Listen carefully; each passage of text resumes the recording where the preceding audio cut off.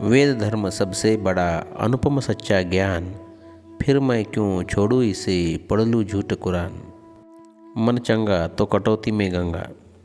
14व्या-15व्या शतकाच्या दरम्यान उत्तर भारतात होऊन गेलेल्या प्रभावी संतांमध्ये संत रोहिदास यांचाही समावेश आहे. त्यांना संत रविदास, संत रोहिदास किंवा रुहिदास असेही म्हणतात. संत रविदास यांचा जन्म इसवी सन 1377मध्ये वाराणसीजवळील श्री गोवर्धनपूर येथे झाला. त्यांचे जन्मस्थान श्री गुरु रविदास जन्मस्थान म्हणून ओळखले जाते. त्यांची आई गुरबिनिया आणि वडील रघुराम हे चामड्याचे काम करीत असत. त्यांनी त्यांचे बहुतांश आयुष्य गंगा नदीच्या काठावर आध्यात्मिक अनुयायांमध्ये आणि सुफी संत, साधू तथा तपस्व्यांमध्ये घालवले. भारतभर फिरून त्यांनी महान कार्य केल्यामुळे ते जाणले जातात. ते सुधारक संतांमध्ये अग्रणी होते. ते एक कुलभूषण कवी आणि प्रचलित सामाजिक विद्वान होते. शीखांच्या गुरु ग्रंथ साहिबमध्येही त्यांच्या रचना आजही लोकप्रिय आहेत. त्यांच्या उत्तर भारतातील कार्यासह त्यांनी आंध्र प्रदेश, महाराष्ट्र, गुजरात, राजस्थान आणि हिमालयातील हिंदू तीर्थक्षेत्रांना भेटी दिल्या.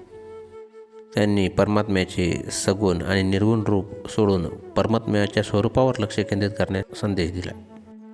बहुतेक विद्वानांचा असा विश्वास आहे की रविदास हे शीख धर्माचे संस्थापक गुरु नानक देव जी यांना भेटले.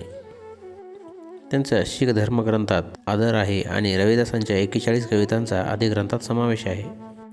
गुरु रविदासांच्या जीवनाबद्दल आख्यायिका आणि कथांचा आणखी एक महत्त्वाचा स्रोत म्हणजे शीख परंपरेतील प्रेमलेखन म्हणजेच प्रेमबोध. 1693मध्ये रविदास यांच्या मृत्यूनंतर 150 वर्षांहून अधिक काळ रचलेल्या या मजकुरामध्ये भारतीय धार्मिक परंपरेतील 17 संतांपैकी एक म्हणून संत रविदास यांचा समावेश केलेला आहे. जाती आणि वर्णव्यवस्थेतील उच्च नीचतेचा संत रविदास यांनाही फटका बसला, पण त्यांच्या शिकवणीला मानणारा वर्ग हा भारतात सर्वदूर पसरला. संत रोहिदासांचा मृत्यू चित्तोडगड येथे इसवी सन 1527मध्ये झाला. चित्तोडगडातील कुंभश्याम मंदिरात स्वरचित आरती म्हणून ते मंदिराबाहेर पडले आणि त्याचवेळी संतप्त कर्मठांनी त्यांच्यावर प्राणघातक हल्ला करून त्यांची हत्या केली आणि त्यांचे प्रेत गंभीरी नदीत फेकून दिले. त्यांची पादत्राणे जिथे मिळाली त्या ठिकाणी त्यांची समाधी व छत्री बांधली आहे.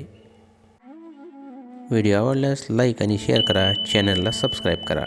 धन्यवाद.